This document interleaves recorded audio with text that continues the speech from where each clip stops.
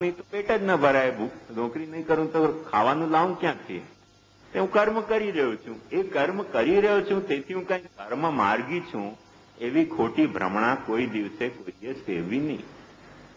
એ ચોપડી વાંચું છું, સવારે ઉઠીને ચોપડી વાંચું, બપોરે ચોપડી વાંચું, રાતના સુતા પહેલા કલાક દોઢ કલાક ચોપડી વાંચું, અને હિન્દુ ધર્મની વાંચું ને મુસલમાન ધર્મની વાંચું ને ઈસાઈ ધર્મની ખ્રિસ્તી ધર્મની વાંચું. જે ચોપડી મળે તે વાંચી જ જાઉં ઉદયની માફક.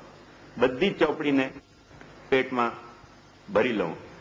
તેથી કઈ જ્ઞાન માર્ગી નથી થઈ જવાતું. ઘણી બધી ચોપડી વાંચ્યા. એવી રીતે જો જ્ઞાન માર્ગી થઈ જતો તો જેટલા બધા પુસ્તકાલય છે ને એ પુસ્તકાલયના જે પેલી એક કમિટી હોય છે, કઈ ચોપડી પુસ્તકાલયમાં રાખવી, અને એ ચોપડી એમને રાખવા પહેલા વાંચવી જ પડતી હોય છે.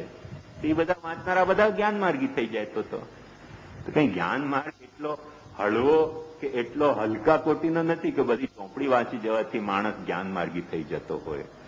તેમજ પ્રીતિ કરવાનો જે આપણો ધર્મ છે એ ધર્મને આપણે જ્યાં ત્યાં વાપરતા રહીએ.